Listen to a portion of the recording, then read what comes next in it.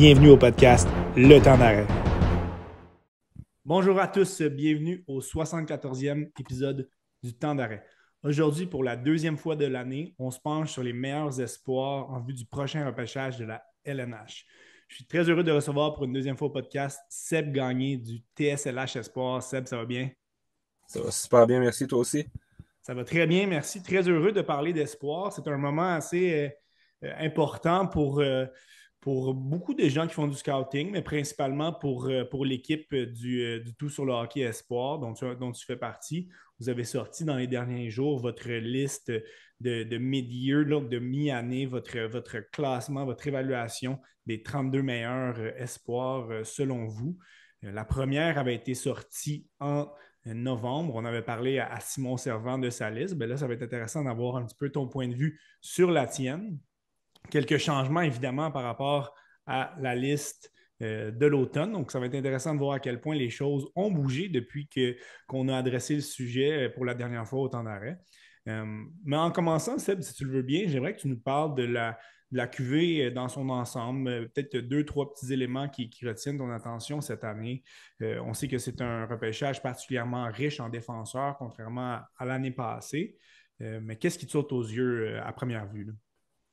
Premièrement, tu viens de parler des défenseurs. Je vais renchérir en disant beaucoup de défenseurs droitiers, ce qui est assez rare quand même dans un repêchage qu'on a autant de bons droitiers classés en première ronde. Beaucoup de talent dans le haut du repêchage, je pense. Ensuite, je trouve qu'il y a quand même beaucoup de bons éléments, première ronde jusqu'à milieu de deuxième ronde, mais c'est un repêchage qu'on disait qui est quand même assez large, là. Ouais. Il y a beaucoup de joueurs dans les classements cette année où on se dit on peut voir un joueur classé dans le top 10, des fois 7, 8e, comprendre pourquoi le joueur est là sans être en désaccord, même si nous, des fois, on va le voir plus dans du 15-20, puis les deux rangs vont être justifiables pour différentes raisons. Fait que, tu sais, à quelque part, ça devient un petit peu à quel point tu es prêt à accepter les qualités, les défauts d'un joueur, puis de travailler avec ses faiblesses, puis à quel point tu penses qu'il va s'améliorer. Fait que c'est un petit peu difficile, je trouve, cette année, si on faisait un mock draft, là, Ouais. de savoir vers où ce repêchage-là va aller exactement, passer le top 10 peut-être, parce qu'il y a quand même, le top 10, c'est quand même plus facile à prédire un petit peu. Mais je pense que c'est un repêchage qui peut partir assez vite un petit peu de tous les côtés. Et comme tu l'as mentionné, les défenseurs droitiers, c'est une pépite d'or, hein. Les équipes en recherche, ils en recherchent des bons. C'est assez rare. Le Canadien a jeté son dévolu sur l'un d'eux l'année passée. Cette année, on a plusieurs qui sont très, très polyvalents, qui ont beaucoup de potentiel. Donc, on peut penser que dans un éventuel mock draft ou même dans le repêchage en tant que tel, les équipes risquent peut-être de les prendre un petit peu plus tôt. C'est pour ça que, justement, on rappelle que vos listes, ce ne sont pas des mock drafts, ce sont vos évaluations des joueurs. Comme tu l'as mentionné, là, un joueur, je ne vais pas spoiler tout de suite, là, mais un certain joueur que tu as à ton 17e rang pourrait très, très bien sortir dans le top 10. On en parlera un petit peu plus tard. Euh, vous venez de faire un gros épisode surtout sur le hockey à propos de justement de vos listes dans lesquelles vous décortiquez les 32 joueurs qui s'y trouvent. On va faire sensiblement la même chose avec toi aujourd'hui. On va commencer au top. C'est sûr que si les gens désirent avoir une analyse plus approfondie, je vous suggère d'aller consulter l'excellent podcast de Tout sur le hockey justement sur le classement mid-year. Euh, Beaucoup de contenu. Si on se charge de l'écouter en quelques prises, ça s'écoute très bien, mais c'est un 6 heures de podcast bien rempli. Euh, Commençons, si tu le veux bien, tout de suite avec le premier joueur sur ta liste. Il n'y a pas de surprise. Les gens le connaissent. On l'a vu au championnat du monde junior. On parle ici de Macklin Celebrini. J'aimerais que on sait ses qualités, ses défauts. J'aimerais que tu nous parles à quel point la manière qu'il a pris les choses en charge au championnat du monde junior, simplement, probablement consolider sa première position pour toi. Je pense que c'est assez simple. Il a été tout simplement dominant. Il a rempli les attentes qu'on avait créées en lui. Tu sais, c'est pas un joueur qui est flamboyant autant qu'on peut le voir avec des Connor McDavid, des Connor Bedard qui peuvent tirer l'équipe tout seul sur leur dos, mais c'est le genre de joueur qui peut faire la différence dans les moments importants. C'est un gars qui a pas beaucoup de défauts. Tu sais, je pense pas que c'est nécessairement le gars qui va faire des saisons de 120 points dans la Ligue nationale. Je pense que c'est plus un gars qui va faire du 80, 85, 90 peut-être dans ses meilleures saisons. Mais c'est un gars qui va être capable de t'en amener en défensive, qui va être capable de traîner les autres par son éthique de travail. C'est un gars qui est impliqué dans les trois zones, qui est capable d'absorber, de donner des contacts sans être un joueur physique, mais c'est pas un joueur qui joue en périphérie non plus. Donc, c'est un joueur vraiment que le package complet qu'on aime voir puis que les équipes peuvent espérer bâtir autour de lui là, quand tu veux faire une reconstruction ou bâtir autour de quelques éléments. C'est assurément un joueur que tu peux placer facilement dans ton organigramme puis qui va t'aider pendant longtemps. On aura la chance de le voir dans les prochaines semaines jouer des parties d'importance avec Boston University, coéquipier de Lane Hudson. Ça serait un petit parallèle très intéressant si jamais leur chimie pouvait perdurer et continuer. Mais il semble être assez seul dans son île. Celebrini comme centre numéro un. On l'a vu par moment avec l'équipe canadienne être le meilleur joueur de la formation en entier. Comme tu l'as dit, c'est un centre polyvalent. Donc, à moins d'une catastrophe, dans son cas, il risque d'être le premier joueur appelé en juin prochain. Au deuxième rang, euh, là, on va faire plaisir à certains partisans du Canadien, mais on va leur faire peur aussi. Par peur qu'il ne soit pas libre au rang du Canadien. C'est un joueur extrêmement talentueux. On parle ici du Russe Ivan Demidov qui joue en MHL. Tu pourras nous parler un petit peu peut-être. C'est difficile parfois d'expliquer les raisons pour lesquelles un joueur comme ça n'est pas en KHL. Il fait partie quand même d'une très bonne organisation avec le SKA de Saint-Pétersbourg, mais extrêmement productif cette année, là, 60 points en 30 dans la Ligue junior de Russie. Parle-nous un petit peu de ses principales qualités. Ouais, ben en fait, Demidov, il a joué un petit peu avec le SKA au début de la saison. Il a joué, je pense, un Ouais. 4 ou 5 matchs. Ça allait très bien. Moi, je trouvais qu'il manquait un petit peu de finition, mais les chances étaient là. Je trouve qu'il tirait très bien son épingle du jeu quand même si ça paraissait moins sur la feuille de pointage. Ensuite, il s'est blessé. Quand il est revenu, il a été retourné dans la MHL. Il est tout simplement dominant, là. Il n'y a rien à faire dans la MHL. Puis la MHL, c'est une ligue où il y a beaucoup de différences entre les équipes et entre les joueurs. Fait qu'on a des très bons joueurs, des joueurs beaucoup moins bons aussi. Puis c'est sûr que niveau accumulation de points, ben, les joueurs qui sont dominants comme lui, quand ils se ramassent comme des moins bonnes formations, ben, veut pas, c'est là qu'ils vont aller chercher des matchs de 5-6 points, des fois, qui vont augmenter la fiche. Mais je pense qu'offensivement, c'est le joueur qui a le potentiel d'avoir le plus de points, encore plus que Celebrini Ah dans ouais. ce repêchage-là. Euh, Contrairement à beaucoup d'autres Russes, là, on a l'air de s'acharner des fois un petit peu sur les Russes, sur le côté défensif, des joueurs qui trichent beaucoup. Demidov, tu sais, comme n'importe quel joueur, il a tendance de temps en temps à tricher, mais c'est un joueur quand même assez complet qui, la majorité du temps, il est présent dans sa zone, il donne l'effort, il veut aider ses coéquipiers. Fait que je pense que déjà, quand il va transférer vers un style plus professionnel nord-américain, ça m'inquiète pas qu'il soit pas là dans sa zone. Puis de toute façon, c'est tellement une machine vers l'offensive que c'est pour ça que tu veux l'utiliser. Donc, s'il t'en donne un petit peu en défensive puis qu'il ne te coûte pas grand-chose, je pense que tu es capable de vivre avec ça. Le parallèle se fait assez naturellement avec son prédécesseur, Matvei Mishkov, de la dernière édition. Deux joueurs quand même profils différents, mais déjà, tu viens de nous mentionner que c'est un joueur qui travaille défensivement, ce qu'on pouvait un petit peu moins voir du côté de Mishkov. Est-ce que du côté de Demidov, il y a d'autres red flags, d'autres certaines raisons à part le facteur russe, mais est-ce qu'une équipe pourrait avoir des raisons de ne pas le repêcher dans le top 5 outre ses besoins, les besoins personnels d'une équipe? Comme tu dis, si on enlève le côté russe qui peut faire peur à certaines équipes, je vois pas grand-chose. Moi, ça m'a pris un petit peu de temps avant de le remonter dans ma liste parce que quand il a recommencé à jouer en MHL, il y avait des excellents matchs où il était dominant, puis il y a des matchs où j'imagine que c'était de l'adaptation un petit peu avec son retour au jeu. Puis il faut quand même se réadapter même si on passe d'une ligue plus forte à une ligue plus faible, c'est quand même une adaptation parce que les joueurs autour sont aussi beaucoup moins bons. Puis souvent, on va avoir tendance à faire des jeux, espérer que le joueur soit là, puis le joueur ne sera pas là, ils n'ont pas la même anticipation. Donc, c'est quand même une adaptation. Puis, je trouvais qu'il perdait beaucoup de rondelles tout seul, où il se faisait contrer très facilement parce qu'il utilisait moins ses coéquipiers. Fait que c'était un petit peu en dents de scie pendant quelques matchs.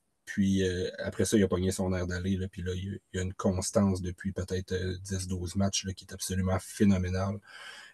Moi, je vois pas de red flag, honnêtement. Là. Évidemment, nous, on parle pas aux joueurs, donc niveau Ouais. personnalité et compagnie, on le Pas au sait pas. courant. Là. Mais dans son jeu sur la glace, moi, je vois pas de red flag. Puis comme je dis, oui, il y a des petites lacunes ici et là, mais quand un joueur a ces qualités-là offensives, il faut à un moment donné que tu laisses de la corde, tu le laisses exprimer un petit peu aussi, puis que tu vives que de temps en temps, il va t'en coûter un, mais il va peut-être t'en redonner deux après aussi. Plusieurs amateurs du CH doivent définitivement saliver en t'entendant parler. Passons au troisième joueur sur ta liste. Contrairement à d'autres, tu ne l'as pas fait glisser. Je me souviens plus trop sur ta liste à l'automne s'il était deux ou troisième. Je pense qu'il était deuxième, si je ne me trompe pas. Mais on a vu sur d'autres listes qu'il était parfois hors du top 10. On parle ici de Cole Eiserman, possiblement le meilleur buteur de cette QV-là. Là. Il a plus d'un but par match dans le programme de développement américain. Premièrement, si tu peux nous mettre un petit peu en contexte, oui, il y a eu, outre la blessure, le contexte de cette glissade sur plusieurs listes. Et clairement, pour toi, ce n'est pas quelque chose qui est justifié outre mesure. Non, ben en fait, moi, tu sais, il faut faire attention aussi. Des fois, c'est un petit peu cliché quand on dit ça, mais il y a d'autres joueurs autour de ceux qui sont classés aussi. Fait que des fois, un joueur va baisser, puis c'est pas nécessairement parce qu'il joue moins bien ou qu'il est moins bon, c'est que des fois, les autres autour jouent bien aussi, puis eux vont monter un petit peu. Fait que c'est par la bande, s'il y a un joueur que tu veux monter, ben il y en a un qui va descendre. C'est Ouais. juste normal. Donc, mais tu sais, on dirait qu'à toutes les années, il y a un petit peu un joueur qui va se ramasser sous les projecteurs, puis là, on dirait que c'est le joueur de cette année-là qu'il faut qu'on descende, puis qu'on rabaisse, puis Mouton qu'on trouve noir des un peu, défauts, là. là. Ouais, exactement. J'ai l'impression que ça commence à être Cole Eiserman cette année. Tu sais, les faits qui lui sont reprochés pour la majorité, c'est justifiable. C'est vrai que c'est pas le gars le plus impliqué dans sa défensive puis tout ça. Moi, où j'ai un petit peu plus de misère, par exemple, c'est quand on dit que c'est un gars qui est unidimensionnel. Les Ouais. joueurs qui disent ça l'ont pas vu On entend jouer en beaucoup ça. NCAA dans des matchs contre Boston University où il a été phénoménal pour créer des jeux. Tu sais, au dernier tournoi, il y a pas longtemps, pas des moins de 18 ans, mais c'était le Cinq Nations. C'est lui qui est allé récupérer les rondelles en fond de territoire pour faire une passe à Max Pleine devant pour marquer. Il y a beaucoup de qualités qu'on dirait qui sont mis de côté parce qu'on pense que c'est juste un marqueur de but. Puis c'est sûr que sa qualité première, c'est marquer des buts. Ça se crève les yeux, là. Ce gars-là remplit le filet depuis des années à une vitesse phénoménale. Puis j'ai l'impression que le fait que c'est un gars qui est un petit peu furtif puis qu'on ne l'a pas toujours dans le visage. Tu sais, même avec le programme américain cette année, on regarde, on voit des Teddy Stiga, on voit des Brody Zimmer qu'on a l'impression qu'on voit tout le temps. Puis Eiserman, on a l'impression qu'il est un petit peu effacé.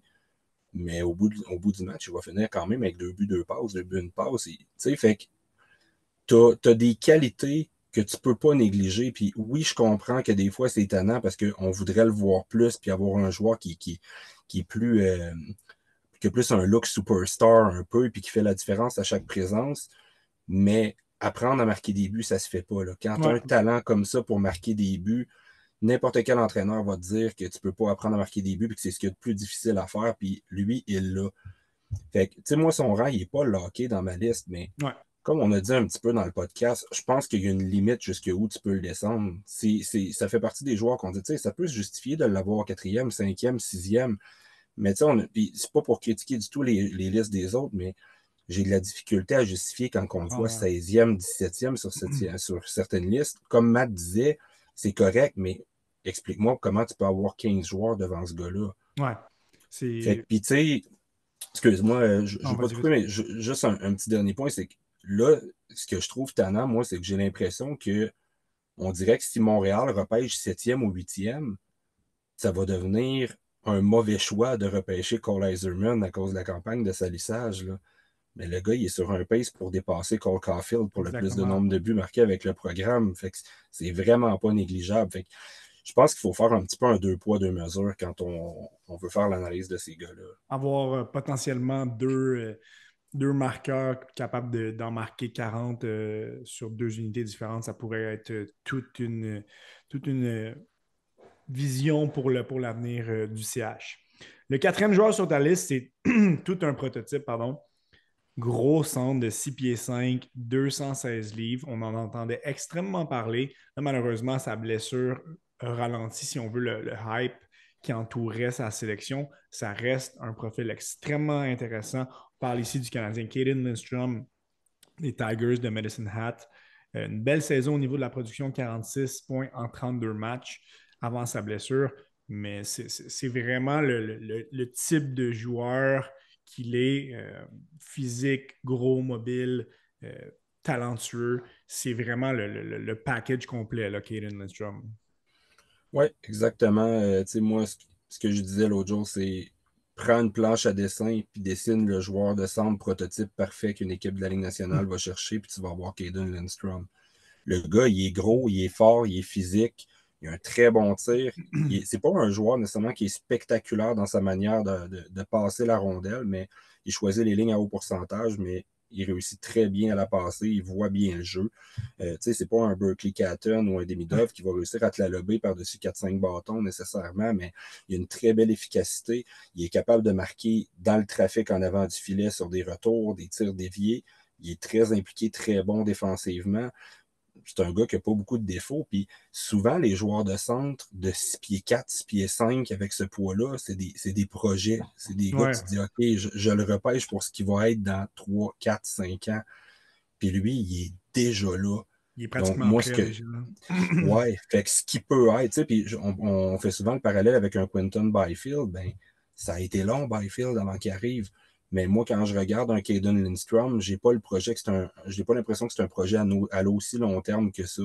Fait que je pense que le plafond de ce gars-là peut être juste vraiment, vraiment très élevé, puis que les chances de te planter sont à peu près nulles. On a hâte qu'il revienne au jeu.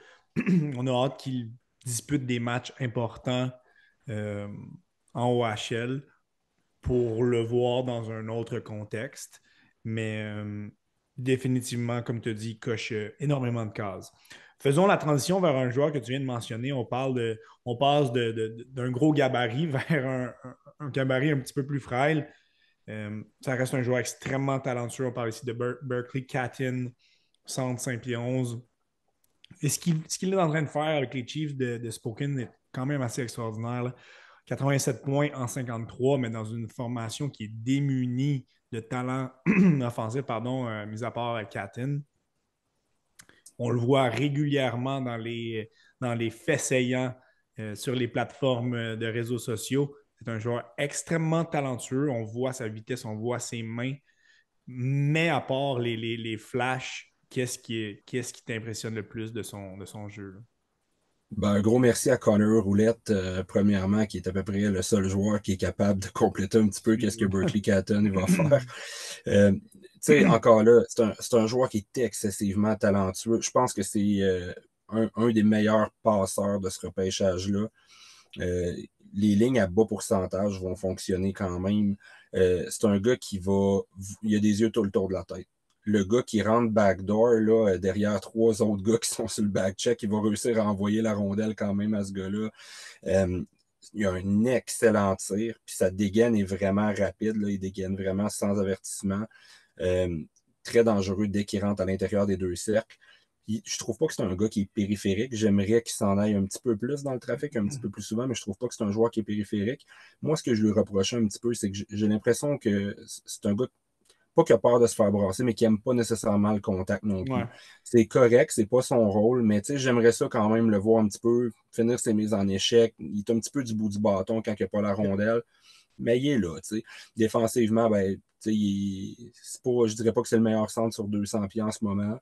Il y a du chemin à faire, mais tu sais, on reste un petit peu dans la catégorie qu'on parle depuis le début de quand tu as des talents comme ça, laisse-leur du temps d'aller développer leur défensive, puis je pense qu'ils vont le faire plus tard. Moi, j'ai pas vraiment de misère avec les gars qui ont des problèmes en défensive à cet âge-là, en autant qu'ils me démontrent pas qu'ils s'en contrefoutent. Les gars qui veulent Exactement. pas essayer, j'ai plus de misère, mais les gars qui sont là, que tu vois qu'ils veulent donner un certain effort, ben le temps va faire les choses, puis ils vont être coachés dans la Ligue nationale parce que c'est sûr qu'à un moment donné, tu n'as pas la même corde dans le junior que dans la Ligue nationale pour améliorer ces choses-là. Puis c'est pas Et, des gars généralement à qui on demande de venir bon, on demande juste de pas te coûter trop cher. et justement, on parle de cet aspect un petit peu plus où il va être un petit peu plus timide dans certaines situations. on voit que c'est quelque chose qui est très ajustable, c'est quelque chose, il pourra prendre du poids. C'est sûr, en ce moment, il fait osciller la balance à 163 livres. Sans le comparer à son style de jeu, quant à son physique, on peut penser à un Mitch Marner qui, même sans être le plus gros, gagne régulièrement ses batailles le long de la rampe. Encore une fois, n'est pas le plus gros, mais il est capable de jouer assez carré, ne se fait pas trop brasser. Donc, Catton pourrait aller chercher quand même certaines livres. Ça va vraiment l'aider dans son jeu pour la transition vers les professionnels. Dans des places aux joueurs que tu as classés sixième, je fais juste une petite pause ici. Là. On parle de 5 attaquants extrêmement talentueux. Je pense que si on se projette un peu, là, Seb, mais si jamais le Canadien se retrouvait avec un choix 7-8, on peut vraiment espérer à mettre la main sur un de ces 5 joueurs-là en prenant en compte qu'il risque d'avoir 2, 3 défenseurs qui seraient pris euh, avant le choix du Canadien. Mais si c'était le cas, le Canadien aurait tout un joueur sous la main en ayant un des 5 premiers joueurs attaquants que tu as mis sur ta liste. Donc, c'est excitant quand même. On sait que c'est un petit peu dommage. Les partisans du Canadien souhaitaient possiblement mieux, mais si jamais on devait perdre plusieurs matchs d'ici la fin de l'année, ça serait quand même de très bon augure parce que tu viens de nous présenter 5 attaquants très talentueux. Passons au sixième choix. Un de tes boys pour le repêchage. Hein, l'année passée, tu voyais Axel Sandin Pelika dans ta soupe. Mais là, tu t'es resservi un autre bouillon, puis c'est rendu le visage de Tige Iginla que tu vois, le fils de Jerome. Lui, ça a été un petit peu un vent de fraîcheur, là, être transigé vers Kelowna. C'est sûr qu'il y a quand même eu beaucoup d'expérience l'année passée avec le parcours éliminatoire de son équipe. Là, ils étaient absolument. Seattle était rempli de talent. Mais vraiment, cette année, c'est l'éclosion dans le cas des Guillemets. On voit que c'est un marqueur hors pair. Là. Ouais, exactement. Puis, tu sais, il y a du père dans le nez, là. Il y a le chien de son père. C'est un gars, tu sais, c'est pas le plus gros physique non plus, Tejegin, là. Il est à peu près à 6 pieds 185 en ce moment. Mais il a l'air d'un enfant, là. Tu le vois en entrevue, là, hors de sur la glace, là. Puis il a l'air d'avoir 15 ans, là. C'est ça, tu sais, lancer phénoménal, des mains exceptionnelles, excellent patineur. C'est un gars qui change de direction sur un dissous, capable de se défaire des couvreurs. Faut pas que tu lui laisses beaucoup d'espace parce que c'est sûr que tu vas payer le prix. C'est un très, très bon passeur. Là, on a parlé dans le podcast, il a fait une passe il y a pas longtemps, là, une saucer passe à partir de la ligne bleue à un joueur devant le filet qui a complété. Là. Très, très bonne qualité aussi en tant que fabricant de jeu. Puis contrairement à un Catton, ben lui, c'est un gars qui aime ça, là, se salir le nez sur le bord des bandes, aller en fond de territoire, travailler pour récupérer les rondelles dans son territoire, très impliqué aussi. Début de la saison, il y avait moins d'opportunités pour jouer en désavantage numérique parce que il y a des vétérans qui étaient là, puis il y a eu certaines blessures qui lui ont donné la chance, puis il a comme gagné son poste là. Maintenant, il y a un tour régulier sur le désavantage numérique aussi. Puis, tu sais, moi, la raison pour laquelle je l'ai aussi haute, c'est je peux pas négliger qu'est-ce que ce gars-là peut devenir quand il va ajouter du poids à sa charpente. S'il Mais, finit à du 6 et 1 200, là, ça va faire très, très mal combiné avec le talent qu'il a.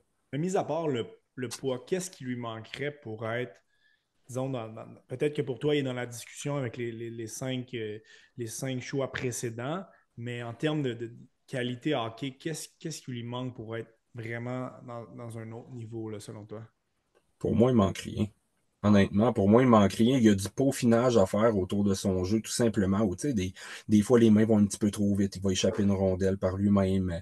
Tu sais, des fois, c'est juste de... Tu sais, moi, je dis des fois, c'est un diamant à continuer de polir. Ben, je pense que c'est un petit peu ça dans son cas. Je vois pas beaucoup de lacunes.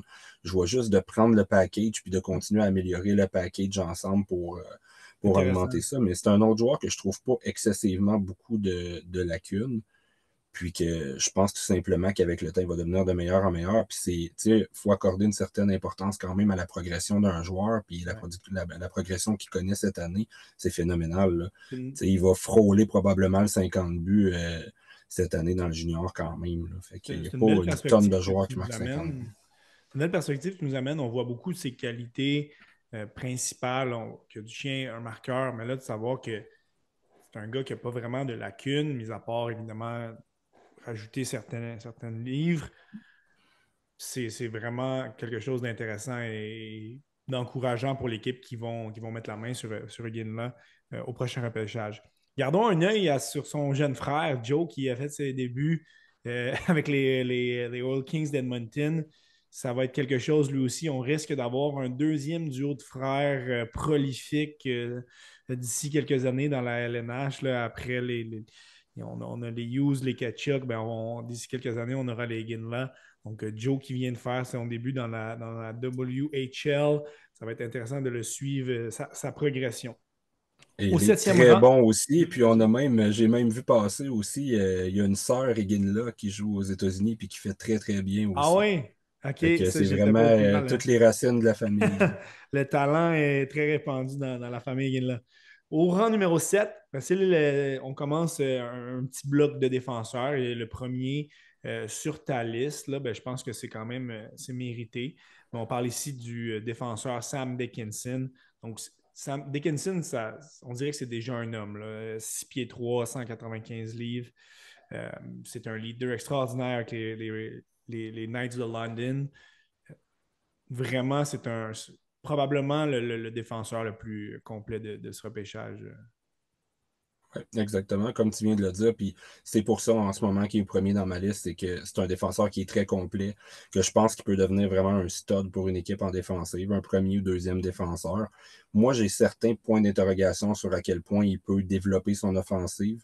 J'aime le fait qu'il s'améliore de ce côté-là depuis le début de la saison. Il a un excellent tir frappé. Il a Ouais. quand même un bon tir du poignet de la ligne bleue quand il est en mouvement, qu'il se déplace. Mais je trouve pas que c'est le gars nécessairement le plus créatif avec la rondelle. Là. Il bouge bien la rondelle en avantage numérique, puis tout ça, c'est correct. Mais j'ai l'impression, je l'ai vu sur des 2 contre 1, des fois qu'il y avait des chances plus d'appuyer l'attaque, puis j'avais un peu l'impression qu'il savait pas trop quoi faire rendu là. Est-ce Mais que tu sais, selon c'est. toi, excuse-moi de te couper, Seb, est-ce que Non, non, selon c'est toi, bien correct. sa fiche a été un petit peu graissée par le fait qu'il joue dans une puissance? Il est quand même à 58 en 55, donc est-ce que sa fiche est un petit peu au-dessus de ce que ça devrait être ou Ben, tu sais, il mérite ses points, mais tu sais, est-ce qu'il va transposer ça au niveau de la Ligue nationale? C'est là où, tu sais, je dis pas que c'est pas un. Moi, je le vois plus comme un gars de deuxième paire sur l'avantage numérique au niveau de la Ligue nationale, à moins qu'il continue à améliorer son tir, que là, il pourrait être sur une première vague, puis être celui qui prend le tir un peu à la chez Weber, qui n'était pas non plus le gars le plus créatif d'ailleurs, là, sur un avantage numérique. Mais c'est un gars qui est quand même très, très mobile, fait qu'il est capable de faire bouger les boîtes défensives d'une façon vraiment efficace. Ça va dépendre, je pense, à quel point il réussit à progresser de ce côté-là. Mais c'est la valeur la plus sûre pour moi de ce repêchage-là, parce que les autres ont quand même certains points d'interrogation qui sont un peu plus difficiles à améliorer ou des fois, je pense qu'un Ziv Bluin que j'ai en dessous, mettons, ou ouais, un Artyom Levchunov ont des plus hauts potentiels offensifs, mais ils ont des plus grosses des lacunes un petit peu lacunes? sur certains points, là. Justement, les Knights de London risquent de faire un bon bout de chemin là, en éliminatoire dans la OHL. Ça va être intéressant de suivre à quel point Dickinson peut lever son jeu d'un cran et transposer cette confiance dans des matchs, disons, à haute importance. Tu viens d'en parler, Steve Byam, l'Américain qui joue à l'Université de Denver. On a eu la chance de le voir au championnat du monde junior. Et pourtant, il n'a pas eu un rôle vraiment obscur, hein. C'était le plus jeune défenseur de la brigade. Il a quand même très bien fait, là. J'ai trouvé qu'il s'est très bien débrouillé dans les situations euh, où il a été placé par son entraîneur. Donc, parle-nous un petit peu de son jeu. Tu viens de mentionner qu'il est offensif, 37 en 28.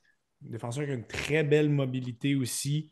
Un petit peu plus frêle, là, 6 pieds, 170 livres. Mais il coche beaucoup de cases de qualité qu'on recherche chez un défenseur, là. Ouais, ben, premièrement, tu viens de le dire, un 37 en 28, c'est pas dans le junior, là, c'est en C'est NCAA, là, ça, fait que avec c'est des quand gars de même vraiment 22 ans, hein. impressionnant. Exact. Puis, tu sais, il y a une très belle fiche aussi. Je pense qu'il y a 5 points en 7 matchs ou 7 points en 5 matchs, quelque chose de même au World Junior cette Ouais, année exact. avec des 20 ans.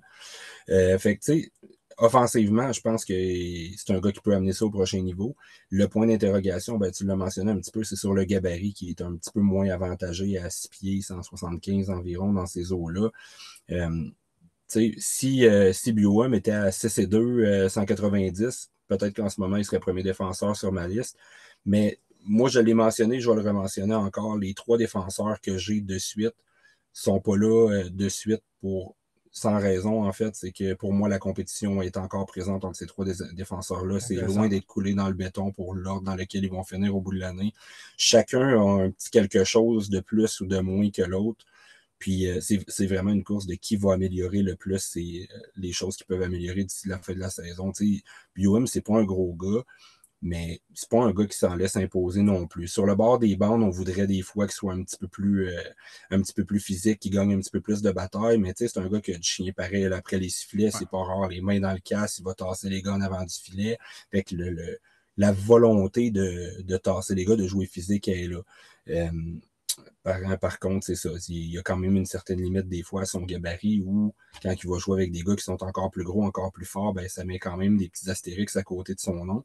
Mais tellement, tellement mobile, tellement bon pour influencer un corps défensif en zone adverse. Il est capable de changer de direction, se départir d'un couvreur très, très bien, bonne vision du jeu, choisit très, très bien les lignes de tir pour les rendre au filet. C'est pas un gars qui va frapper les jambières parce qu'il décoche n'importe quand, n'importe comment. Euh, Fait qu'il change très très bien son angle s'il n'y a pas ce qu'il veut devant lui. Fait que ouais, c'est un joueur que j'apprécie beaucoup, moi, Xavier Burum, puis j'avais haut déjà depuis le début de la saison. En fait, je l'ai eu huitième au début de la saison, puis il est encore Il est huitième en encore ce là. moment. Le, Fait que ouais. le troisième défenseur de ce bloc-là, donc si certains le regardaient certains segments de son jeu à Michigan State, on pourrait pratiquement croire que c'est un attaquant. Supporte énormément l'attaque, là, Artyom Levchunov, des qualités offensives hors pair. Parle-nous un petit peu de son jeu défensif. Est-ce que pour toi, c'est un gros une grosse problématique? Est-ce qu'il y a de l'amélioration cette année par rapport à l'an passé quand il était dans la USHL? Est-ce qu'on voit une progression à ce niveau-là dans son cas? J'ai trouvé que ça a été un petit peu plus long avant de voir la progression. Dans le début de la saison, là, je trouvais que c'était le Levchunov que je voyais l'année passée, puis il n'y avait pas beaucoup de changements. Maintenant, il y a une grosse différence de talent entre la USHL et la NCAA. Donc, il y a des joueurs qui s'adaptent plus vite, il y a des joueurs que c'est un petit peu plus long. Mais tu ne peux pas acheter les qualités de ce gars-là non plus. C'est juste que je pense que ça y a pris un petit peu de temps à comprendre que ce que tu faisais en USHL, tu ne peux pas nécessairement tout le faire ici. Mais ça devient difficile quand tu as des gars qui ont du talent comme ça de jusqu'où tu leur laisses de la corde parce que tu ne veux pas les museler non plus Ouais. puis les dénaturer, mais tu veux quand même qu'ils progressent dans certaines autres sphères. Depuis un certain moment, je trouve qu'il prend moins de chances, moins de risques. Tu sais, le côté que tu disais attaquant, là, à descendre beaucoup en fond de territoire, je trouve que c'est un peu mieux. Il se retient un petit peu plus. Moi, j'aime pas quand il va pincher à la ligne bleue. Je trouve qu'il se synchronise pas bien, puis souvent, il se fait pincer à la ligne bleue, puis ça va créer des surnoms pour l'autre équipe.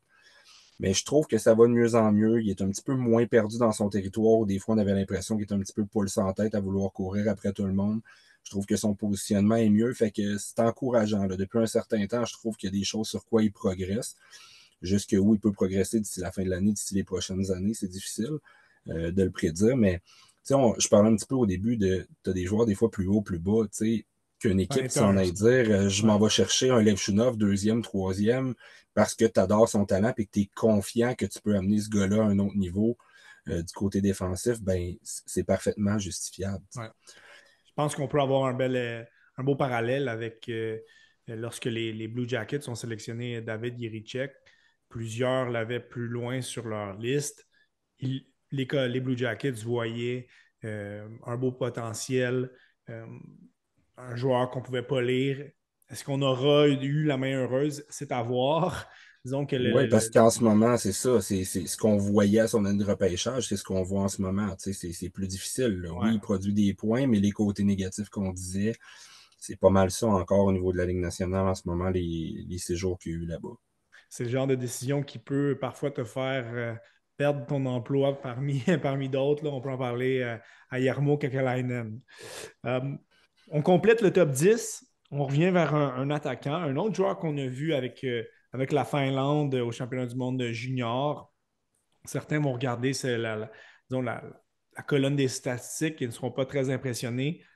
Toutefois, pour avoir regardé pas mal toutes les parties de la Finlande. J'ai adoré le jeu d'Elenius. Tu l'as souvent regardé à Jokerit en Liga cette année. Et là, la production s'est faite. Donc, je pense qu'on peut simplement attribuer la faiblesse de l'équipe finlandaise, pardon, euh, au fait que Lenius n'a pas eu une grande production dans le tournoi. Mais en Liga, il produit 33 points en 43 pour un joueur de son âge. C'est quand même extraordinaire pour Lenius. Et j'aimerais que tu nous dises, selon toi, dans la Ligue nationale, là, si tu dois plus comme un centre ou un ailier droit. Ouais. Ben, la production au World Junior, il faut faire attention aussi parce que quand on amène des gars de 17-18 ans au World Junior, il ne faut pas oublier que c'est un tournoi pour des moins de 20 ans. Là. Fait que Ouais. c'est pas supposé être ces gars-là qui prennent l'équipe sur leurs épaules non plus, à moins d'être un exceptionnel à la Bédard. Là. Fait que, tu sais, Mais il était je quand même pense sur que le premier avantage numérique, puis sur le top ouais, 6.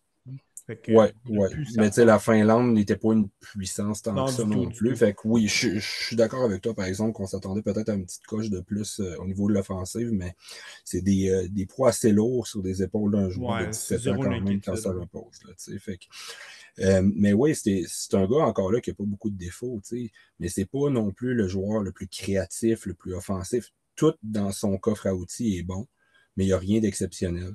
Fait que moi, je suis pas sûr que c'est un gars nécessairement qui va faire du 80 points dans la Ligue nationale. Moi, je pense que ça peut être un bon joueur Bon de joueur de deuxième ligne, deuxième peut-être. trio, limite, troisième dans un excellent club contender pour les séries, mettons, OK. qui est très fort sur les deux premières lignes, mais je pense qu'il a le talent pour jouer sur une deuxième. Malgré que c'est pas un gars qui a un gabarit exceptionnel, il est fort physiquement, puis il est très bon dans les trois zones. Moi, j'ai aucun problème à le voir comme un joueur de centre au niveau de la Ligue nationale. Je trouve qu'il a le profil complet pour y jouer. S'il joue à l'aile, ben, je l'ai trouvé aussi bon à l'aile qu'au centre, contrairement à certains autres joueurs que quand je les ai vus à l'aile cette année, je fais oh, tabarouette, ok, je suis pas sûr qu'il va jouer au centre, mais à l'aile, je ne trippe pas tellement. Je pense qu'Elenius, peu importe où il va jouer, il va faire le travail. Fait que c'est pas inquiétant du tout. Ce serait une question un petit peu de fit dans l'organisation, puis de où l'équipe qui le repêche va décider qu'ils veulent le voir. Mais c'est ça, tu sais, puis on parle souvent des gars un petit peu papier sablé au TSLH, là, ben, Ouais, tu sais, il y a un petit côté comme ça, là. LNU, c'est pas ouais. nécessairement aller mettre les gants dans le visage du gars puis à aller jeter les gants, là, mais tu sais, il Il a va pas dans la peur d'aller sur le circulation bord lourde. des bandes, il va dans les circulations, tu sais, s'il faut qu'il ait récupéré des rondelles autant dans son territoire que dans l'autre zone, il va y aller, il a pas peur, puis il est assez fort quand même, malgré que c'est un gars de 5 pieds 11 pour sortir avec les rondelles assez souvent. Mais c'est ça, tu sais, je pense pas non plus que c'est le gars qui va rentrer à zone adverse là, puis qui va te sortir des jeux à l'emporte-pièce pour déculotter une défense adverse puis tout ça. Mais il y a assez de talent pour jouer avec n'importe qui d'un top Ouais. 6 dans la Ligue nationale au cours des prochaines années. Au 11e rang, plusieurs vont apprendre à le découvrir. C'est un joueur qui est en ascension par rapport aux listes de début d'année. C'est le coéquipier de Caden Lindstrom à Medicine Hat. On parle ici de Andrew Basha, ailier gauche. Belle saison offensive, 70 points en 51. Il a quand même pris. J'aime comment il a pris certaines choses en main en l'absence de Lindstrom. Mais parle-nous un petit peu de son jeu all-around. Ouais. Ben, mon collègue Pascal le décrivait comme un avion de chasse. Puis je pense que ça donne une belle image de c'est quoi Andrew Basha. C'est un gars qui a une vitesse, il est toujours à fond de train, il aime contrôler l'action, un gars qui aime aller dans le trafic, qui récupère beaucoup, beaucoup de rondelles en zone offensive puis en zone neutre. Il se place toujours dans les bonnes lignes pour aller couper des jeux puis récupérer des rondelles. Très, très intense. Des très belles qualités de fabricant de jeu. Bon tir, très bon autour du filet. Puis tu sais, je pense que le fait qu'il a commencé la saison beaucoup plus bas sur les listes, puis qu'en ce moment, on voit qu'il commence à monter, je pense qu'on a attribué pendant longtemps son succès au fait qu'il jouait avec Caden Lindstrom. Ouais. Mais là, Nous, on tu voit que vois, au c'est pas début ça. d'année, on avait dit non, les deux se complémentent un l'autre. Puis en plus, il ne jouait pas nécessairement tout le temps avec Lindstrom non plus. Puis là, le fait que Lindstrom s'est blessé, ben là, on dirait que les gens commencent à réaliser que, oh, OK, il est capable, même si Lindstrom n'est pas là. Puis de plus en plus, les gens l'apprécient. On a tendance à reprocher un petit peu encore là sa défensive, mais comme on dit souvent, c'est un joueur qui veut le bien de l'équipe et qui travaille fort dans toutes les facettes. Fait que c'est un autre joueur que pour moi, ça ne m'inquiète pas qu'il améliore ça au fil du temps. Mais comme beaucoup de joueurs dans le junior, il triche un petit peu vers en avant, puis tout ça, puis on va lui laisser du temps. Mais moi, c'est le gars que j'ai dit identifié dans les potentiels. Mettons qu'on le Canadien de Montréal repêche avec le choix des Jets en fin de première ronde. Là, si on veut cibler un joueur qui a des bonnes chances d'être disponible, puis qu'on se dit justement qu'on va essayer d'aller chercher de l'offensive, là, je pense que c'est un gars qui devient une très, très belle Je cible pense qu'il pourrait glisser pour les Canadiens. jusque-là. Moi, je pense que oui. Après ça, ça va dépendre toujours. Comme je disais, le repêchage est très, très large. Fait que, je pense Ouais. qu'Andrew Bacha, c'est un gars qu'on peut avoir une équipe qui l'aime beaucoup puis qui s'en va le chercher plus tôt que ce qu'on s'attend un petit peu. Mais il peut avoir aussi d'autres gars là, en arrière qu'on va Passe devant entendre des lui, noms ouais. puis qu'on va se dire, oh, OK, il était classé beaucoup plus loin que le Ouais. rang où il sort. Fait que ça va vraiment dépendre de quel côté ça part au repêchage. Mais c'est sûr que pour moi, si ce gars-là est disponible quand on tire un peu à la Yuri Kulich il y a 2 années, Ouais. là, que Qu'on aime moi, j'aurais tous. pensé, ouais, c'est ça. Que moi, je capotais un petit peu quand j'ai vu qu'il Ouais. était disponible, mais bon, on a choisi Messard qui Il est fait allé bien en ce vers moment autre quand même. chose, ouais, effectivement. Au 12e rang, un autre défenseur, quatrième défenseur déjà, le Canadien Carter Yakemchuk des Hitmen de Calgary. Euh, un autre gros défenseur, là, droitier, 6 pieds 3, 195 livres, très offensif, 24 buts déjà cette saison. Euh, un gars physique aussi. Est-ce que défensivement, c'est un gars qui fait le travail selon toi? Moi, je le trouve bon. Euh, il va avoir de temps en temps certaines crampes au cerveau, mais c'est un gars qui frôle les 28-30 minutes par match souvent, là. Fait que, tu sais, à un moment donné, la fatigue physique et mentale, là, c'est pas à négliger. C'est des gars souvent, quand ils vont tomber à 21-22 minutes, ça va être beaucoup plus Ça facile va être mieux, pour eux. hein? Puis, tu sais, si on l'a vu dans les dernières années avec des Denton Mateychuk, à un moment donné, quand on a Ouais. diminué leur temps de jeu, ça a été mieux. Puis, tu sais, c'est beaucoup de responsabilités. Ces gars-là jouent en avantage, en désavantage, sont tout le temps sur la glace à 5 contre 5 contre les meilleurs trios adverses. Puis, tu sais, le hockey, là, c'est une question de décision en une fraction de seconde. Fait que je pense qu'on néglige souvent ce côté-là de fatigue physique ou mentale. La fraction de seconde, c'est la fraction de seconde où tu prends ta décision puis que tu vas faire une mauvaise passe, que tu vas envoyer la rondelle dans un mauvais endroit ou tu vas manquer une couverture défensive. Fait que moi, je pense que ça va s'améliorer beaucoup ce côté-là. Puis, tu sais, il est loin d'être mauvais défensivement, là. Puis, il est tellement physique, de toute façon. C'est le typique bœuf de l'Ouest contre qui tu veux pas jouer parce que tu sais que tu vas payer le prix en avant du filet puis le long des bandes, là. Un gars que le profil de défenseur que les scores de la Ligue nationale aiment beaucoup. Puis, en Ouais, plus, c'est un exact. défenseur droitier, donc une corde de plus à son arc. Puis, en zone adverse, comme tu le disais, ben, c'est un gars qui est très, très bon en avantage numérique, des bonnes mains, un bon tir. Il y a beaucoup, beaucoup de qualité dans son arsenal. Au 13e rang, c'en est un qu'on voit un petit peu partout sur les listes, qu'on peut voir même à l'occasion hors d'un top 20. Certains l'ont haut dans le top 10. On parle ici du Norvégien Michael Branson Nugard qu'on a pu voir au championnat du monde junior dans une équipe vraiment moins compétitive. A été franchement impressionnant. Euh, donc, c'est un joueur qui joue dans la Allsvenskan, la deuxième division suédoise. Les points se font un petit peu moins de ce côté-là. Est-ce que c'est une inquiétude de ton côté que justement dans une très bonne ligue, là, la deuxième division suédoise, mais qui ne parvient pas à mettre des points sur le tableau, mais ses qualités offensives sont là quand même? Qu'est-ce qui explique un petit peu cette production moindre selon toi? Il veut jouer évidemment avec des hommes lui aussi, mais c'est peut-être la raison pour laquelle certains le mettent plus bas aussi, là.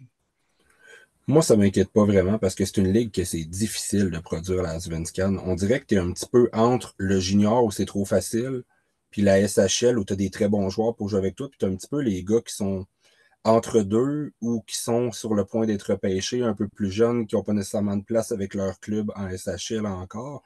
Mais tu sais, si on regarde les dernières années, il y a Nathan Lekerimaki qui avait pourtant bien fait à son année de repêchage en SHL. En Allsvenskan, ça a été plus difficile. Dans son cas, il y a eu plein d'autres raisons pour ça, là, des maladies, blessures et tout. Mais au Grand, la même année, ça a été plus difficile.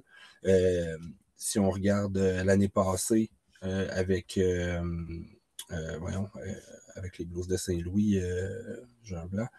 Mais bref, dans les dernières années, il y a beaucoup de joueurs pour qui ça a été beaucoup plus difficile en Allsvenskan de mettre des points sur le tableau. Mais tu as parlé de son championnat mondial junior. Là. Dvorsky, Il a ouais. réussi, ouais, Dvorsky, exactement. Il a réussi à se créer de l'offensive par lui-même avec une équipe assez mauvaise, là, on s'entend avec la Norvège. Mais ce gars-là, c'est un fan favorite. Là. Dès qu'il rentre dans une équipe, peu Ouais. importe à quelle équipe il va rentrer, ça va devenir un favori de la foule. Excessivement bon en échec avant. C'est un gars qui a un très, très, très bon tir. Il a vraiment beaucoup de vélocité derrière son tir. Très mobile, bouge bien, physique. Très, très bon défensivement. sais, je pense que la limite à son talent se trouve quand même assez rapidement, dans le sens où c'est pas un gars qu'on voit faire tu sais, remplir le filet puis gagner un trophée Maurice Richard dans une année, là. Mais c'est un gars qui t'amène tellement dans une équipe. C'est le genre de gars que tu veux pour aller en série, pour gagner des championnats, pour t'amener en série. Tu as besoin des joueurs comme ça dans une équipe de hockey pour gagner. Puis il y a quand même un très beau potentiel offensif, là. Tu sais, je pense que si ce gars-là t'amène autant de choses sur la glace puis qui est capable de te donner un 60 points, c'est difficile de ne pas être satisfait de le sélectionner dans le top 15 d'un repêchage.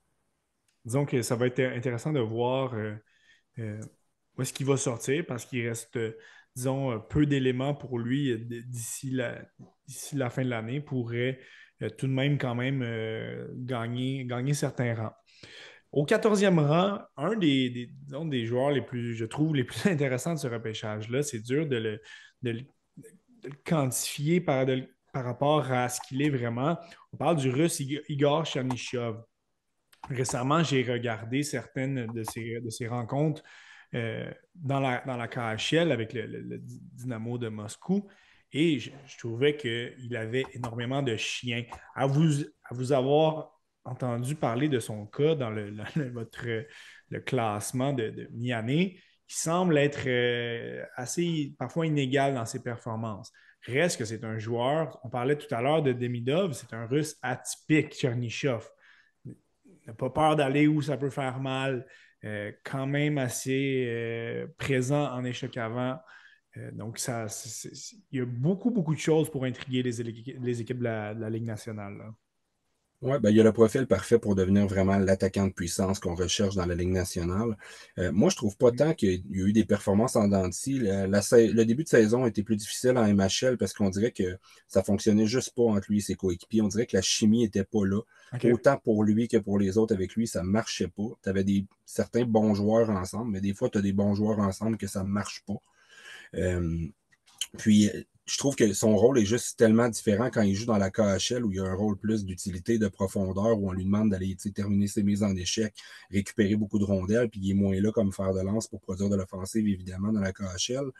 Puis là, on arrive dans la MHL où il y a un peu plus ce rôle-là. Puis je pense qu'il faut vraiment, dans son cas, voir les deux performances, les deux ligues pour être capable de se dresser le portrait un petit peu de ce qu'il Ouais. peut faire. Parce que moi, je pense que s'il peut prendre le package offensif qu'on voit dans la Ouais, MHL, Michel, puis ouais. mixer ça avec un petit peu le côté rugueux, fort qu'on voit dans la KHL, je pense qu'il peut devenir un excellent attaquant de puissance pour une équipe. J'aime qu'à Moscou, parfois, on peut questionner l'utilité des joueurs plus jeunes là, dans la KHL. J'aime qu'on l'a placé avec Eric Odell, un ancien, un ancien joueur de la Ligue américaine ici.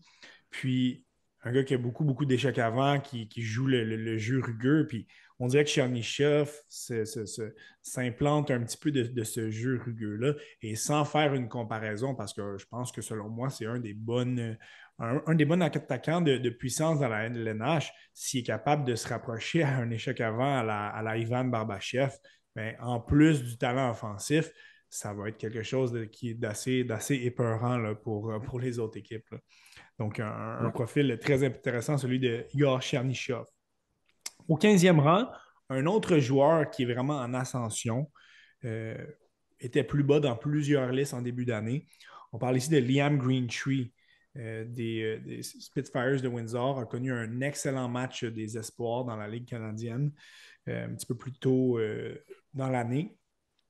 Un bon buteur, un profil intéressant en tant qu'attaquant. Qu'est-ce qui te plaît chez Greentree? Ben, premièrement, tu parlais un petit peu de Catton plutôt, qui avait pas d'équipe autour de lui. C'est exactement la même situation dans le cas de Liam Greentree. Pas beaucoup de talent du tout autour de lui, puis il réussit quand même à produire un rythme assez impressionnant. C'est un gars qui avait bien produit l'année passée quand même aussi.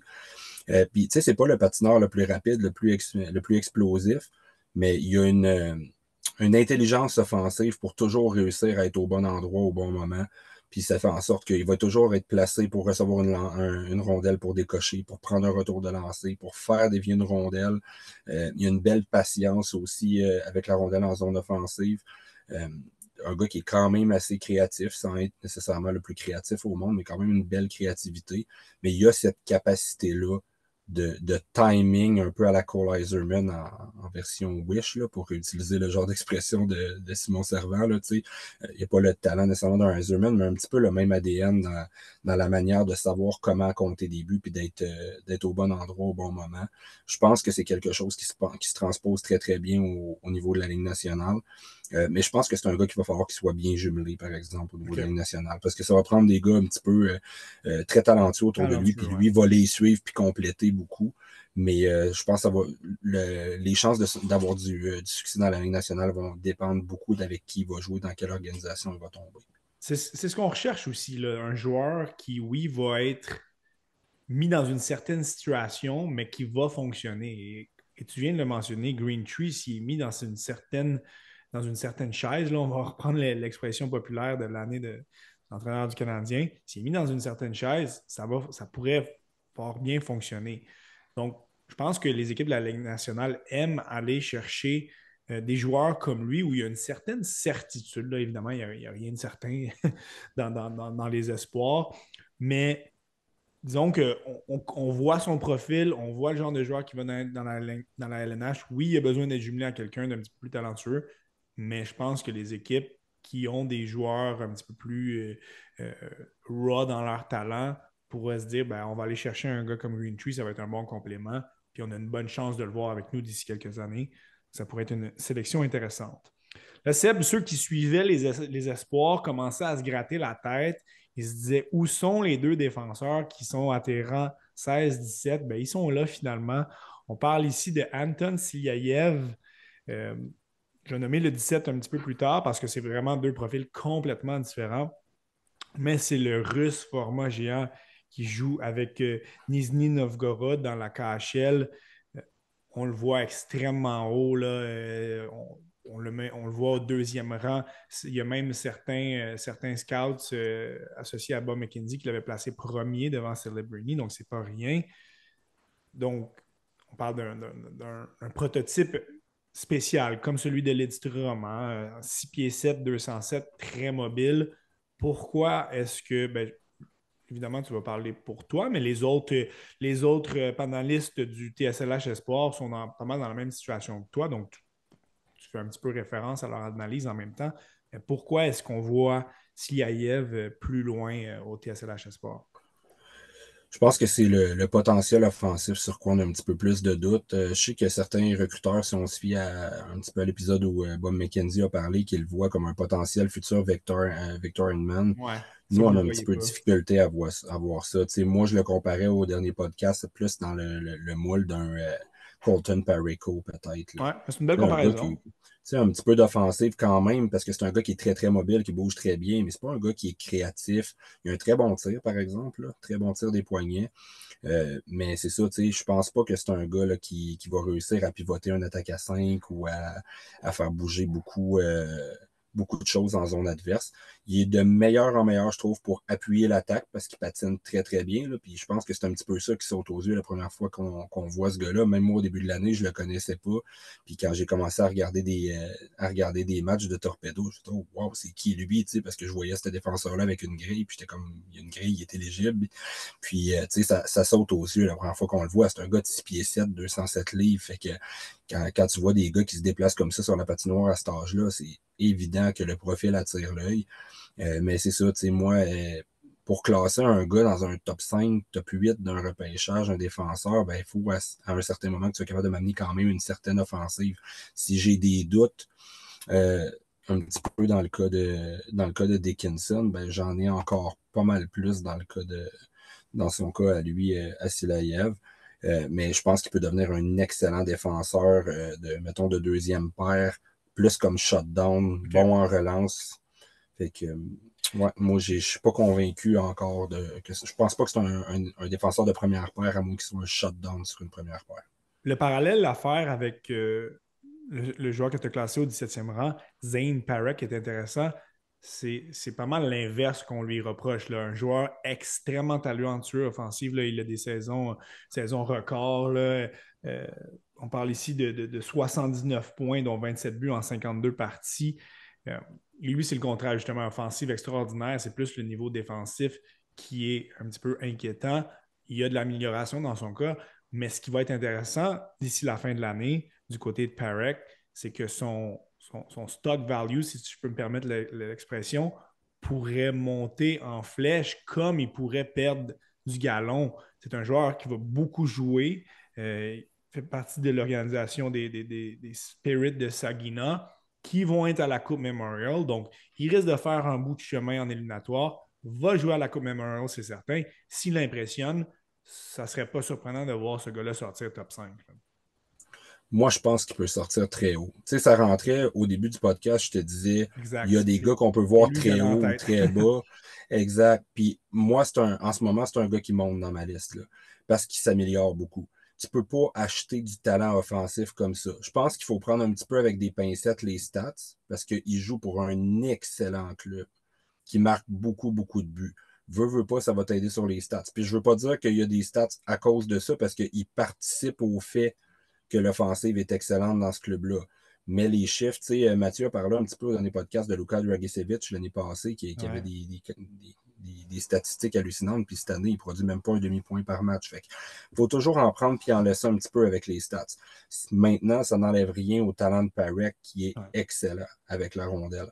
Moi, pourquoi il monte en ce moment, c'est que je trouve qu'il a appris beaucoup plus à être agressif sur le porteur, à fermer le gap, puis il commence à couper beaucoup de jeux parce que c'est un patineur très, très mobile. Puis avec l'agressivité qu'il réussit à aller chercher, ben, je trouve qu'il coupe des jeux. Je trouve qu'il est encore un petit peu perdu dans son territoire des fois quand il n'a pas la rondelle, mais tant qu'il progresse, je vais trouver ça intéressant parce que tu peux pas acheter des qualités élites comme ça dans le jeu d'un défenseur. Puis c'est sûr qu'il n'y a pas un gabarit non plus qui joue de son côté.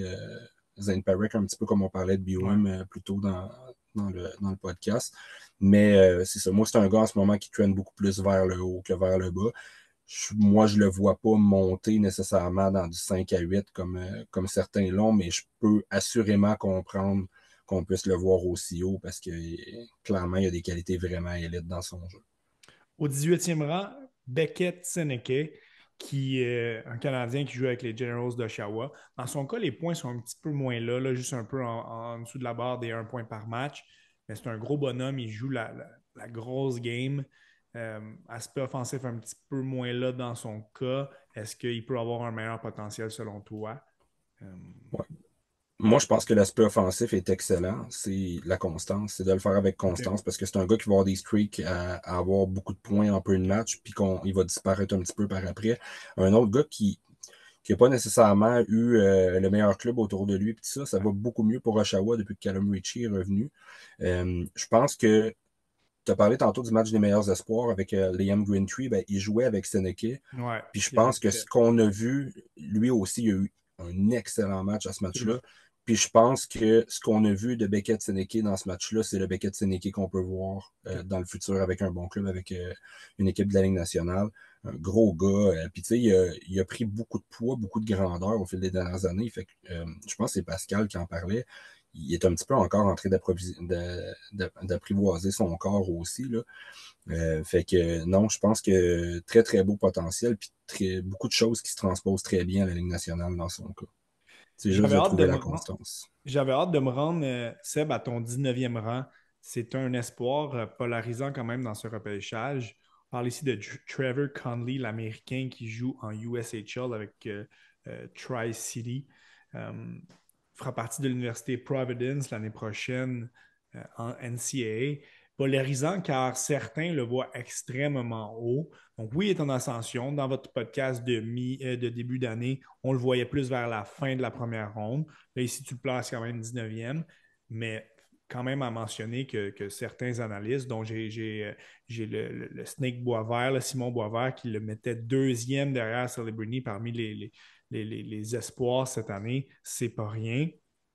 Donc, évidemment, on est un petit peu moins excité du côté dans ton cas, du côté de Conley, mais on l'a vu justement au Five Nations avec les gars du programme de développement américain, puis ça donnait quand même quelque chose d'intéressant, un beau potentiel Conley. Ouais, ben en fait, La raison pour laquelle moi il a monté, c'est, tu sais, je l'avais adoré au Linka, mais tu peux pas faire l'évaluation d'un joueur juste sur un tournoi. Le gars, il a peut-être eu le tournoi de sa vie puis que ça se reproduira plus jamais. Donc, ça Exact. fait Ouais. partie de l'évaluation, mais on peut pas baser une analyse seulement sur ce tournoi-là. Par contre, il y a eu le tournoi dont tu parles, en fait, c'est le tournoi Junior A qu'il y a eu Junior, ok, pardon, ouais. plus tôt dans la saison un petit peu. Il y a eu le match des meilleurs espoirs du côté américain aussi, qui s'appelle le match Chipotle de ce côté-là. Puis il a été excellent dans tous ces tournois-là. Fait que les choses qu'on voyait à Tri-City, ben moi, le voir en dehors de Tri-City, c'est un joueur complètement différent, je trouve. Beaucoup plus efficace, beaucoup moins de crampes au cerveau, beaucoup moins de jeux incomplets. Fait qu'au final, je me dis, OK, le problème semble vraiment être Tri-City et non Trevor Connolly en tant que tel. Est-ce que ça veut dire que c'est parfait? Non. Moi, il rentre un petit peu dans les joueurs. Les gens commencent à me connaître un petit peu au fil des années que je dis qu'il y a beaucoup d'effets wow. Tu sais, que tu le vois jouer, puis si tu veux faire des highlights, là, tu vas faire un vidéo de 30 minutes de highlights, puis tu vas Ouais. en avoir Il va autant le que tu veux. remplir, là. Exactement. Mais à travers ça, il y a beaucoup aussi de jeux incomplets, de mauvaises passes, de mauvais replis, de, de moments où il se fait soutirer la rondelle. Je parlais d'un match plus tôt cette année, là, 3 fois, je pense, sur le même avantage numérique, il s'est fait enlever la rondelle à la ligne bleue en voulant déjouer tout le monde, puis il a causé des échappées pour l'autre équipe. Fait que il y a beaucoup, beaucoup de choses à aimer dans le jeu de Trevor Connolly. Maintenant, il y a certains drapeaux rouges aussi. Puis c'est à quel point ces drapeaux rouges-là vont rester au fil du temps. Fait que je peux comprendre encore là que certaines personnes puissent le voir très haut. Mais ça revient un petit peu, tu sais, je veux pas avoir l'impression de me répéter, mais ça revient un petit peu à ce qu'on dit tout le temps. Quand tu repêches en tant qu'équipe dans la Ligue nationale, c'est toujours à quel point tu penses que tu peux travailler avec les faiblesses d'un joueur. Des fois, tu vas choisir des fois le gars qui a un potentiel un petit peu moins élevé, mais que tu as moins de choses à travailler, puis que tu penses que tu es plus safe de rendre où est-ce que tu penses que ce gars-là peut se rendre. Puis des fois, ben, tu vas y aller un petit peu plus pour essayer de te rendre au troisième but ou de frapper un coup de Ouais. circuit, puis tu vas y aller avec le gars qui peut-être un plus haut plafond, mais que va falloir que tu swings beaucoup plus fort pour traverser Une la balle. belle, une belle analyse, une image définitivement claire pour nous. Euh, pour les rangs 20 à 32, je vais défiler un petit peu plus rapidement. Je vais m'arrêter sur 3 joueurs. J'invite les gens à compléter l'analyse justement sur le podcast du TSLH Espoir. 20e rang, tu as Ryder Ritchie des Raiders de Prince-Albert qui a été blessé. 21e rang, Tanner Howe, donc l'ancien coéquipier de Connor Bedard avec les passes de Regina. On s'attendait un petit peu plus de lui cette année. Il reste que les points sont au rendez-vous. Ça reste un joueur très intéressant. Je m'arrête au 22e rang ici. Emil Hemming, un autre Finlandais. Fait à noter quand même que un seul Suédois, un petit peu plus tard sur ta liste que je mentionnerai un petit peu plus tard. Ce n'est pas l'année des Suédois cette année, donc c'est particulier. Mais Hemming, qu'on a aussi vu au championnat du monde dans un rôle un petit peu plus de profondeur, mais il a vraiment, vraiment bien fait. Joue avec TPS en Liga, donc c'est un autre profil un peu plus différent que celui d'Elenius, mais tout aussi intéressant, là. Ouais, ben moi, Emile Hemming, ce que j'aime, c'est que je pense que c'est un gars qui n'a pas tant une grosse différence entre son plancher et son plafond. Tu sais, je pense qu'il y a le plancher d'un gars de troisième trio, le plafond d'un gars de deuxième trio. Euh, c'est un gars qui a un style qui fit très très bien avec du style nord-américain, puis beaucoup moins bien avec le style de jeu plus soft, plus lent, avec une moins bonne relance qu'on voit du côté de la Finlande. J'espère que, je sais pas quelle équipe détient ses droits là, dans la Ligue canadienne, mais j'espère que c'est un gars qui va faire le saut le plus rapidement possible vers la CHL ici. Euh, je veux le voir. Tu sais, on a parlé d'Altunen au dernier podcast, qui est un autre Finlandais l'année passée, puis ça a été le jour et la nuit depuis cette saison là, qui a traversé ici en Amérique du Nord. Je pense que ça va être un petit peu la même chose avec Emile Hemming. C'est un gars qui a un très très bon tir, qui est capable d'aller dans le trafic, très bon pour transporter la rondelle. L'échec avant, c'est très très bien. Il y a un autre gars qui n'a pas beaucoup de défauts, mais qui a un plafond un petit peu à une certaine limite aussi. Je pense plus qu'il va finir sur une troisième ligne que sur une deuxième, mais je pense qu'il y a quand même des belles qualités pour, si on est chanceux avec une équipe qui se développe vraiment bien, il y a un certain pourcentage, je pense, de chances de réussir à atteindre une deuxième ligne dans la Ligue nationale. Au 23e rang, tu as le frère de David Guiricek qu'on mentionnait tantôt. Ben, la malchance semble être tombée sur la famille. Adam, aussi, à son année de repêchage, est blessé jusqu'à la fin de l'année. Donc, c'est dommage pour lui. 24e rang, Henry Muse, défenseur canadien. Euh, Profil intéressant aussi. Je m'arrête au 25e rang. Euh, plusieurs vont entendre son nom pour la première fois. C'est un joueur qui sort un petit peu de la brume. Euh, Vraiment, j'ai adoré vous entendre parler de lui. J'ai fait certaines recherches depuis pour approfondir mes connaissances en la matière. On parle ici de Yegor Surin, qui est évidemment russe, joue avec le Loko Yaroslav. Parle-nous un petit peu du profil d'un espoir méconnu, mais qui gagne vraiment à être, disons, à être aimé par les amateurs. Ouais, moi, c'est un gars que je n'avais pas vu à mon prélim encore. Il était, tu sais, des fois, on a nos listes de gars qu'on veut voir, puis à un moment donné, on se concentre sur ceux qu'on a vus parce qu'on veut pas manquer de visionnement non plus pour voir trop de joueurs. Puis je l'ai vu entre le prélim puis la liste de mi-saison, puis je suis tombé en amour avec ce gars-là, là. Il est tellement, tellement intelligent avec la rondelle sur la glace. C'est un gars qui a une très, très belle patience. Un joueur de centre qui joue sur 200 pieds, qui est bon dans toutes les facettes. Très bon tir, même s'il va choisir la passe la majorité du temps. Il a joué 3 matchs en KHL. Moi, j'en ai vu 2 de ces 3-là. Puis la transition, c'est très, très bien fait. Il a créé beaucoup de chances de marquer. Puis il a profité des chances de marquer où il a failli enfiler l'aiguille lui aussi de son côté. Euh, c'est pas un patineur excessivement explosif et rapide. S'il y a quelque chose à travailler, c'est peut-être là-dessus. Mais pour moi, il compense amplement par son intelligence sur la glace. Puis je me suis un petit peu retenu de ne pas le mettre plus haut parce que c'est le gars. Je l'ai vu 8 fois, là, mais c'est malgré les 8 fois, c'est quand même le joueur que j'ai vu le moins en ce moment dans ma première ronde. Puis, tu sais, mes 8 visionnements étaient quand même assez condensés sur peut-être une période de 8 matchs dans le même mois, Ouais. mois et demi. Donc, je voulais étirer mon échelonnage avant de le monter plus, à me dire, tu sais, il est juste sur vraiment une très, très bonne séquence, puis que ça ne représente pas nécessairement exactement l'ensemble de son jeu. Fait que je me suis gardé une petite gêne quand même, mais c'était assuré après que j'ai eu quelques visionnements que ce gars-là était dans ma première ronde, là.